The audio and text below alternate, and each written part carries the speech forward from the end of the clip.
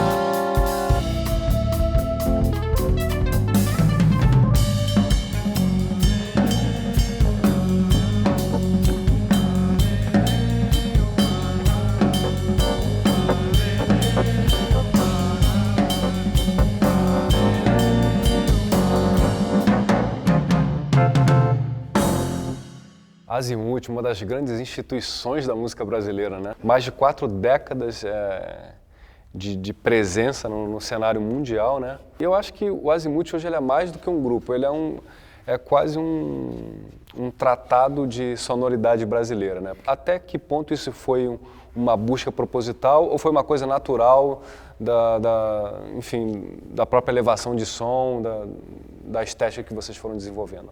As duas coisas. A princípio não pensávamos em fazer nada diferente. A única coisa diferente era ter um bom som e tocávamos com cantores. Mamão acompanhava o Zé Roberto Elis Regina, mamão Bete Carvalho. Eu tocava com o Tim Maia. E um dia o Bertrand me propôs a nós, que era muito amigo dele, vamos, com todo respeito, parar de tocar com os cantores, entendeu? Vamos fazer o nosso trabalho. Aí esse dia chegou, ele foi me buscar lá no Teatro da Praia, com o Tim, Mamão também atacando, com o Tenório Júnior, não foi, Mamão? Isso? E tinha uma amiga cantora da época também, que é a Fabiola, e fizemos um conjunto. Fizemos um conjunto para tocarmos em bailes. Né? E tinha baile naquele tempo, ainda tem hoje em dia, mas é outra coisa. E a gente fez uma coisa tipo o final dos 60, 70, uma coisa que tinha a ver com a música brasileira, a melhor música internacional, né? Captors. Depois, o que veio foi acontecendo, fomos mudando, fomos experimentando, fomos comprando os instrumentos, que aquela época, aí já nos anos 70, aquela procura para os instrumentos modernos, né? Os sintetizadores. Que, na verdade, nós começamos junto com os caras lá de fora. O pessoal aqui reclamava, mas está meio igual a Rick Wakeman. Não está igual a Rick Wakeman. Nós temos a mesma idade do cara e estamos procurando os mesmos instrumentos. Por acaso compramos um Mini Moog, por acaso compramos um Oberheim depois, e fomos nos especializando nisso aí. E a coisa foi saindo. E dentro do estúdio, né, mamão, encontramos os músicos de samba, que eram os grandes amigos nossos. Nós acompanhávamos Clara Nunes, Candeias, Paulinho da Viola, João Nogueira. Já trabalhava mais com ele. A grande data do samba, né? Porque a gente era músico de estúdio, era contratado. O Mamão era músico contratado no estúdio. Profissional contratado da Odeon. Da Odeon, exatamente. Porque a música era feita aqui, né? A gente não tinha nada direto importado, que nem agora, é só apertar o botão que aparece uma música do Japão. Referência, né? Não sei de onde. O álbum Kriga Bandolo, estreia em disco solo do Raul Seixas, lançado em 1973, é um verdadeiro mito. Inaugurando a parceria entre Raulzito e o escritor Paulo Coelho, o disco traz pedradas como Al Capone, Metamorfose Ambulante e a clássica Ouro de Tolo.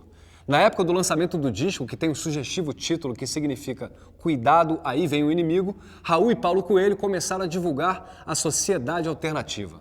Uma utopia dos dois, nos tempos de chumbo da ditadura militar, de criar uma irmandade com leis próprias, onde cada um pudesse fazer o que quisesse. Paulo estava então envolvido com o ocultismo, e essas ideias foram inspiradas no mítico mago britânico Aleister Crowley e a sua famosa lei de Telema, que originou o verso "Faz o que quiseres, pois é tudo da lei". Eu devia estar contente porque eu tenho um emprego, sou dito cidadão respeitável e ganho 4.000 cruzeiros por mês. Eu devia agradecer ao Senhor por ter tido sucesso na vida como artista. Eu devia estar feliz porque consegui comprar um Corcel 73.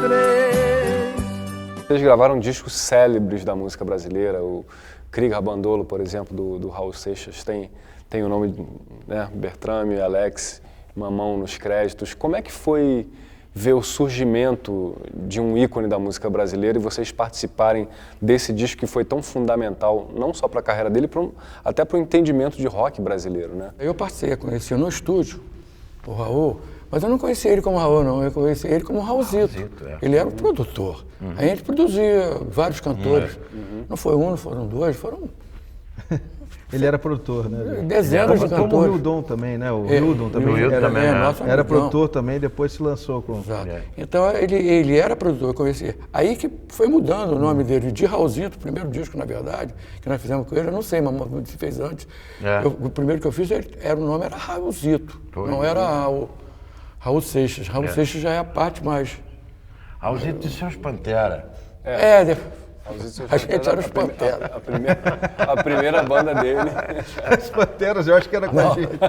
Aliás, quando Bruce Springsteen veio ao Rock in Rio em 2015, ele resolveu homenagear o rock brasileiro cantando justamente, em português, Sociedade Alternativa nos seus shows.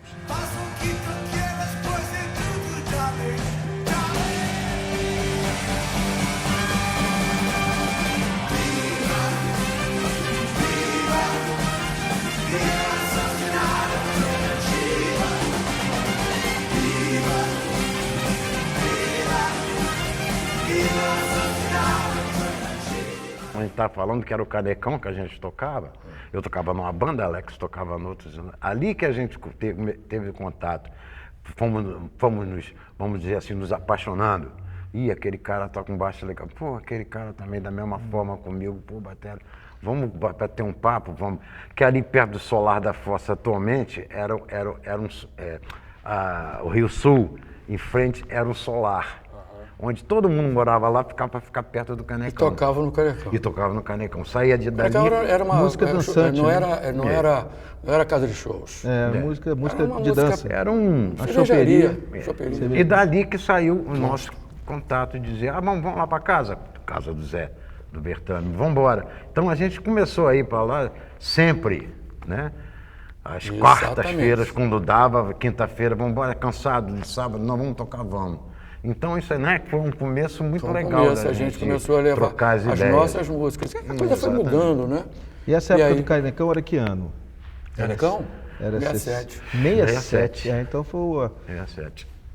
Começou então ali em 67, não é 75 é o disco. 75 é o Azimuth que 67 é o começo de vocês tocando como trio e se conhecendo, curtindo tocar. Foi o convite para fazer o fabuloso Fittipaldi documentário, com músicas do Marcos Vale. Exatamente. Isso já é estúdio, gente. Já é estúdio. Como músico de estúdio. O Menescal falou, esses caras vão gravar com ele. Não é isso? Isso. O Menescal era o diretor artístico. Falou assim, não, tem uns meninos aí que gravam aí com o Marcos Vale, e acabou virando uma amizade grandiosa. Diga sim pra mim primeiro, diga sim, eu vi primeiro, diga sim de corpo inteiro, diga sim, mas é mentira, tchu-tchu, é mentira, ira, tchu-tchu, é mentira. Esse divertimento nosso de final de semana indo pra casa do Zé, né? Mesmo cansado de gravação como você falou. Foi o embrião desse aí. Eu acredito que sim. Você falou, quando nós chegamos no estúdio, já tínhamos os grandes técnicos, né? Como o Carvalhais, grande músico e técnico, Luigi. E os meninos que estavam começando, que hoje em dia são famosíssimos, né? Como Chocolate, João Moreira. João. E eram rapazes que estavam começando ali, que eram assistentes. Aprendemos junto com eles, entendeu? Tipo, como que a gente vai fazer? Saber exatamente como usar, como equalizar, como... Isso tudo nós prestamos muita atenção neles. Eles ajudaram muita gente, por isso que fizemos um bom disco. O primeiro disco já é um disco bom. Tem uma sonoridade já marcante, né? É um disco maduro, né? Já começa com o primeiro disco maduro, né?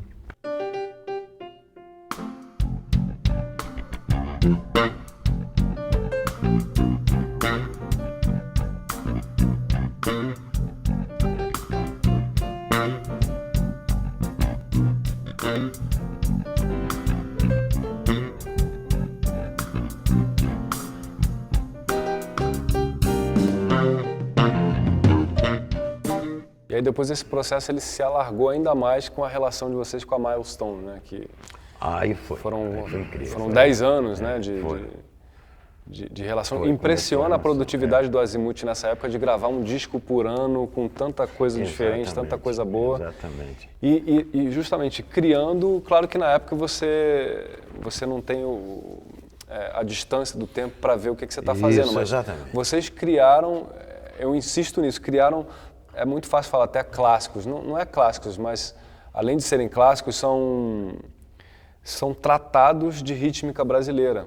Principalmente para o ouvido estrangeiro entender, Porque lá fora você já tinha muitas bandas, o Miles Davis com o Ayrton Moreira, o Weather Report com o Dom Romão. Então a percussão, a rítmica brasileira estava presente já no fusion jazz americano.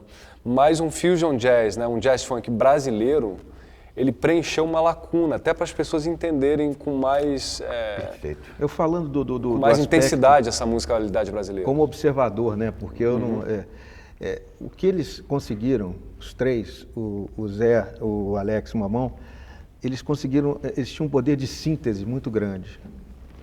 Entendeu? Eles conseguiram colocar várias influências, referências, de uma forma que ficasse simples, que soasse simples, com simplicidade. Mas é uma simplicidade que você vê que tem um alto grau de sofisticação por trás dela. Como eram músicos muito experientes, e também uma coisa importante de ressaltar, de cabeça aberta, porque nessa época tinha muitos puristas. Não, eu sou só do samba, aí tinha a turma que era só do jazz, e a turma que era só do rock. Eu acho que o Azimuth, ele quebra esses paradigmas, entendeu? Ele quebra essa coisa. O Azimuth, ele mistura mesmo, né? Como tinha alguns poucos artistas fazendo, Milton e o pessoal da Tropicália, outro pessoal, trazendo tudo, né? E o Azimuth é uma dessas referências.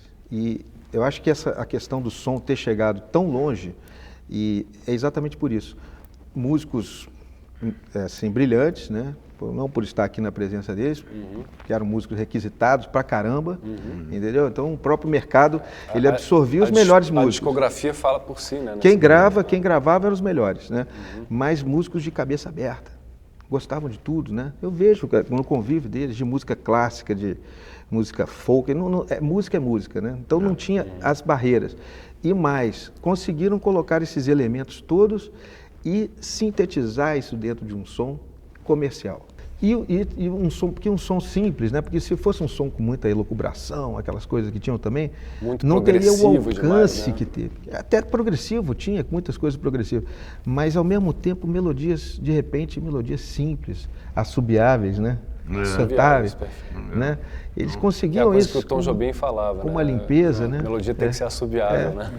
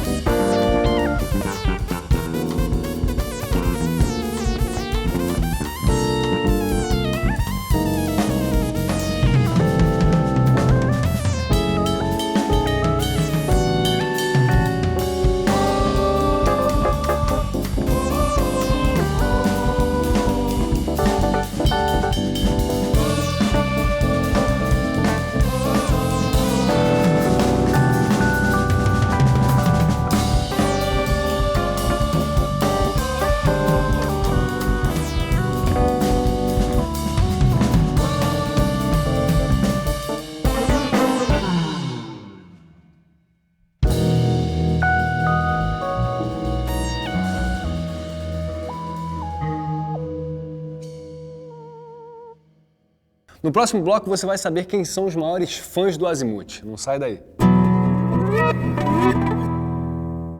Que o Azimuth é uma das principais referências do Jamiroquai, isso o próprio J.K. já avisou. Agora os caras são tão fãs do Azimuth que faziam uma cover de Jazz Carnival lá no início da carreira. Isso quer dizer muita coisa, pois era justamente nesse momento que o Jamiroquai estava imprimindo o seu som na cena musical e mostrando a que eles vieram. Veja só que sensacional a empolgação e o swing do J.K. dançando ao som de Jazz Carnival, ao vivo.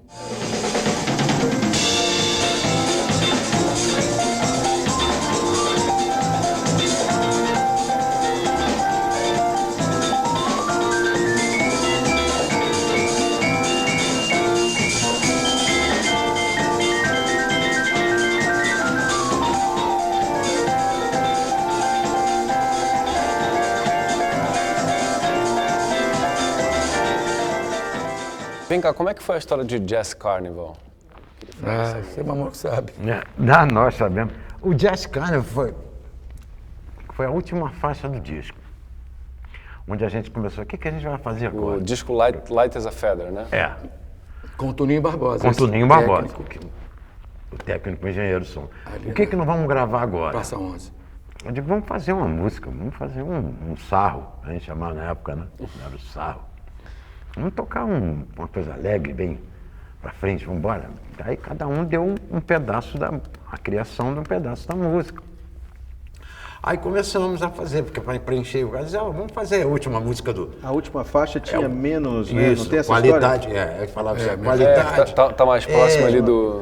Tinha menos qualidade, Na hora teoricamente. da impressão, vai diminuir, não tem qualidade, mas pode gravar.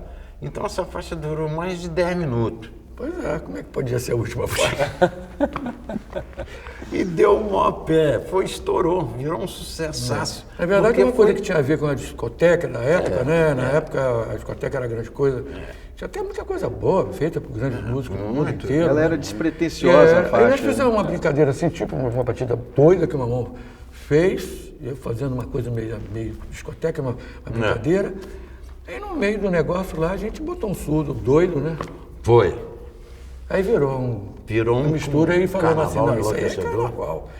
Isso aí é um jazz e é um carnaval. E teve a participação da Leuda também, né? A Leuda participou como percussionista.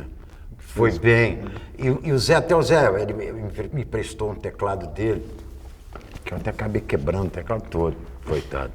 Ele botou do lado assim que eu vou fazer aqueles sons. Porque não existia pad aí. Não tinha pad de baixo. Eu fiz nele. Aí botava uma flanelinha para não quebrar.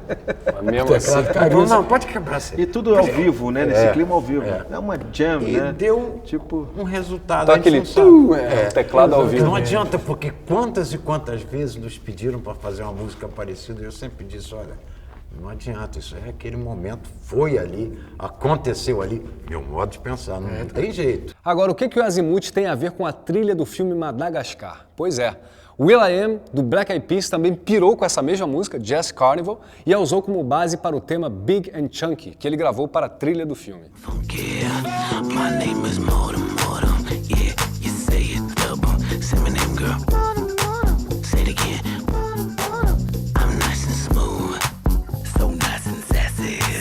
Automatic hippos, yeah, don't wanna get next to me. I like them chunky, chunky, chunky, chunky, chunky, chunky, and plump it, plump it, plump it, plump it, plump it, plump it. Todo trio é muito sedutor por causa disso, porque teoricamente para fazer um som cheio, você fala assim, pô, mas um trio, esse som parece que tem, independente do overdub, mas ao vivo parece que tem muito mais gente tocando, né?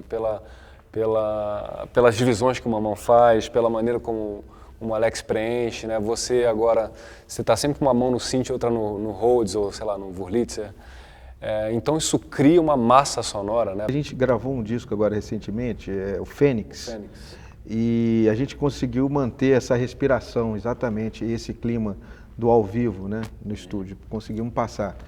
E foi uma coisa, parece que tudo funcionou perfeitamente, que eu comecei a tocar com eles, a gente já se conhecia antes, né, já tinha gravado com o Alex também. A gente começou a tocar no começo de 2015 e ficamos um ano tocando ao vivo em vários festivais, viajando o Brasil, fazendo shows no Rio. Até que em 2016 pintou esse convite para a gente entrar no estúdio. Então a gente já tinha uma liga, criou uma liga, né? E depois que eu vi o resultado, né? Foi muito bem mixado também e produzido pelo Daniel Malnick, né? E eu vi, a gente usou muitos instrumentos também. Porque geralmente eu vou colocando um teclado por cima do outro tal, aquela coisa.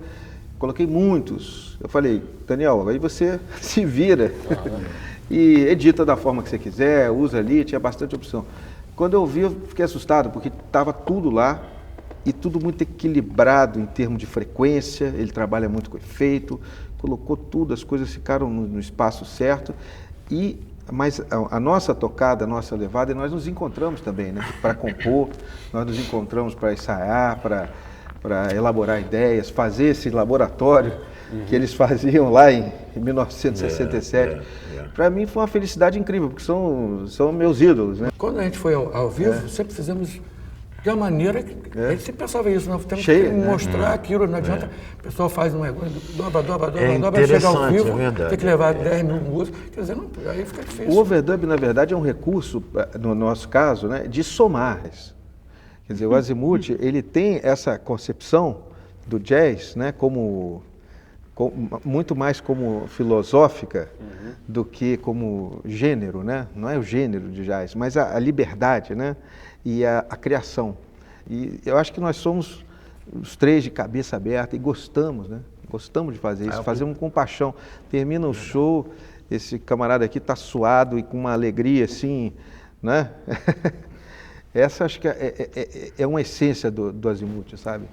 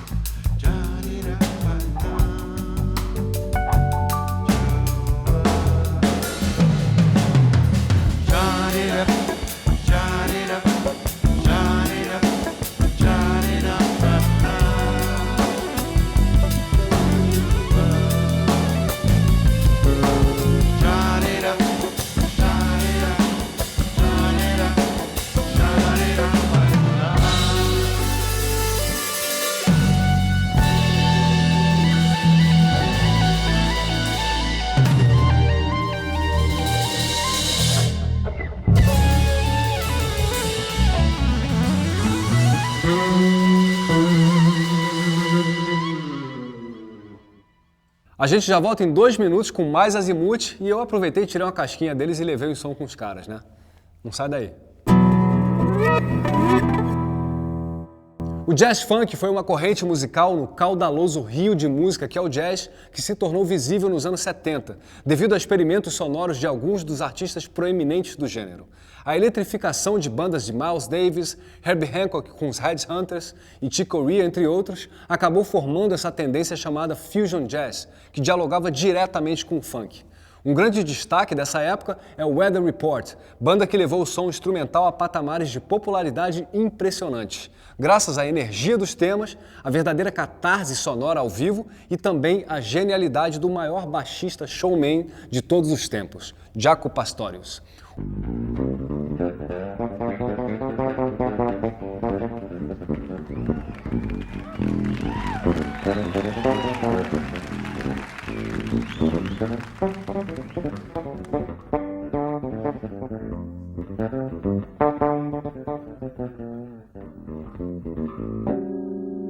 O documentário This Is This, sobre o Weather Report, é imperdível.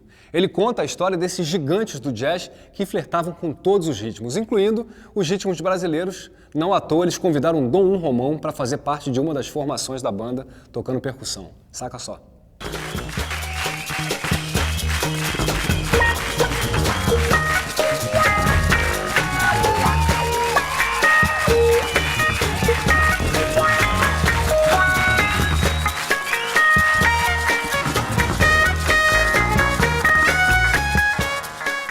Você tem aí dos maiores DJs do mundo inteiro, eles são fãs, né? Alguns né, como aquele chinês que falou que tem o Azimuth no altar. Aquele chinês, ele falou que tem aí mostrou uma foto, o altar dele, com os discos do Azimuth. Um DJ que toca no mundo inteiro, em Berlim e tal.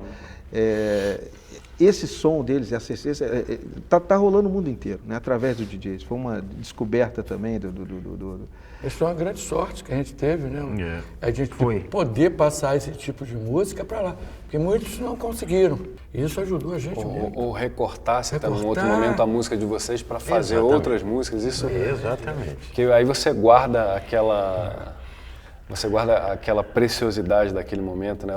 É quase irresistível, né? Era uma época muito interessante para a música, essa segunda metade dos anos 90, porque nos Estados Unidos você tinha grupos como o Jazz Mataz, do Guru, que é um rapper que levou essa mistura de jazz pro hip hop. Depois teve outros DJs Us-Tree, né, também. Us-Tree, Madlib depois também. O Us-Tree exatamente é um ótimo exemplo, né?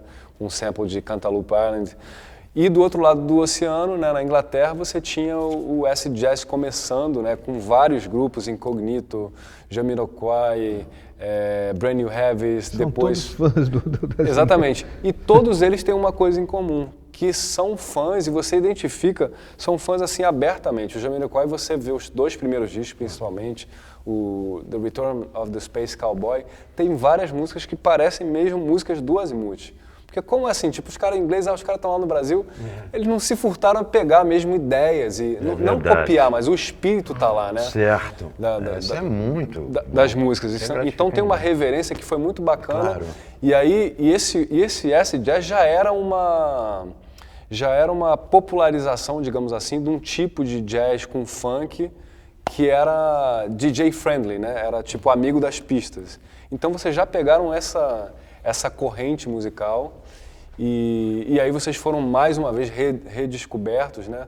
O que aconteceu para vocês nessa época? O que vocês pensaram assim? Pô, nosso som virou hype, virou som da moda de repente. Na época mesmo do Canecão, quando a gente se juntou, começou a tocar na casa do Zé e fazer as nossas próprias ideias, apareceu um produtor, que mais tarde foi o produtor do Faustão, que é o Deto Costa, que quando ele ouviu, ele parou na porta assim, vendo a gente tocar. Morava no Solar. Morava no Solar.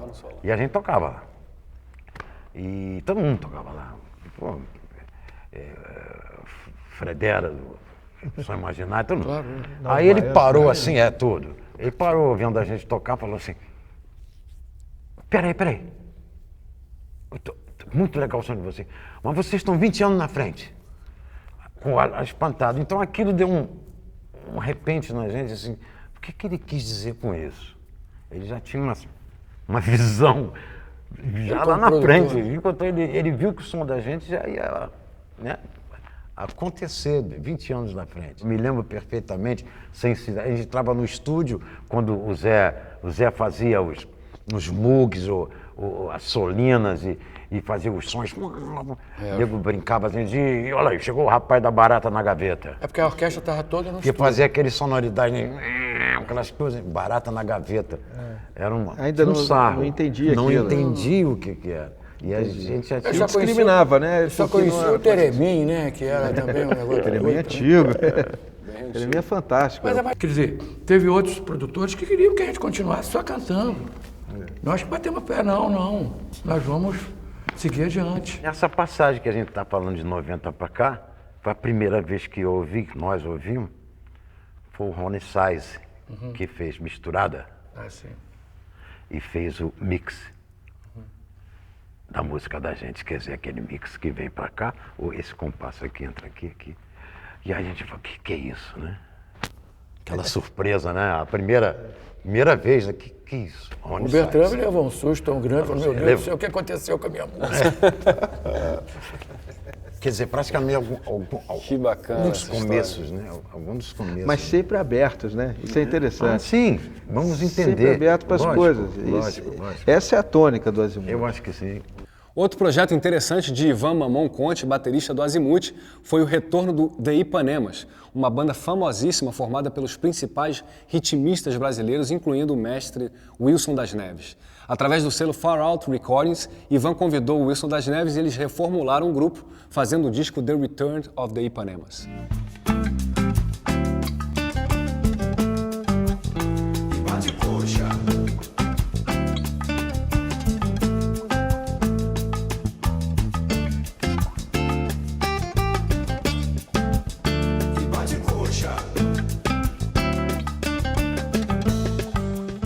Ano passado nós tivemos 4 vezes na Europa. Agora a gente vai, né, semana que vem, daqui a 2 semanas a gente vai para a França. Mas teve uma turnê grande com o Fênix, foram 15 shows, 6 países diferentes. E fica sempre essa expectativa do pessoal com o Zé, que é o Zé Roberto Bertrame, que é um cara espetacular, criativo, genial. Para mim são 3 gênios, entendeu? São esses 3. É uma coisa, e eu fico até impressionado como a influência do Azimuth nos músicos, em grandes músicos, que às vezes colegas meus que eu não imaginava, que, pô, você está tocando com Azimuth? Bicho, essa aqui é a primeira linha de baixo de música instrumental que eu toquei, aí tocava a linha do porque do é Alex. fácil. Mais ou menos. Tocava qual linha, só pra gente saber? Essa no Dear Limits, por exemplo, né? Quando a gente teve o próprio Dear Limits, a gente foi abordado na França, na rua, por um garoto de 16 anos. Aliás, na Europa é importante falar isso. Muita gente jovem assim, apaixonado pelo Azimuth, cult. E nos lugares que a gente tocava tinha mais garotada, eles compravam o vinil. E no lugar que é o pessoal mais velho, ele comprava o CD. Mas fica sempre aquela história, quem que vai entrar aí no lugar do Zé? Não, agora não vai ser o Azimuth, agora não sei o quê. E aí eu comecei a pesquisar na internet, colocar o nome lá, o Fênix, e ver resenhas, críticas. E apareceu umas 50 de vários países diferentes e tal. E aí eu fiquei mais tranquilo, que o pessoal está aceitando bem, né? Está aceitando bem um novo nome.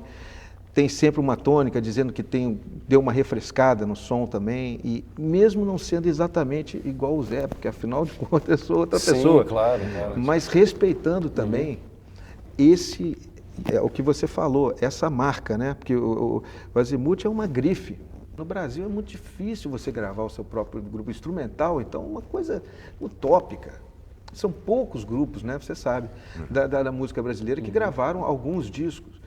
O Azimuth tem mais de 30 discos originais, fora lançamentos, remixes e não sei o quê, e coletâneas. Com material original produzido pelo negócio grupo. espantoso. E cada verdade. disco com um conceito, com uma coisa diferente, com um troço, e ao mesmo tempo com aquela essência, né? Com essa essência que vocês começaram a construir ali, né? Ali graças ao Solar da Fossa, ali. Ainda bem que vocês não jogaram aquelas peladas, senão a gente teria menos categoria na música, né? O futebol saiu perdendo, mas a música ganhou muito. É verdade, não tem dúvida.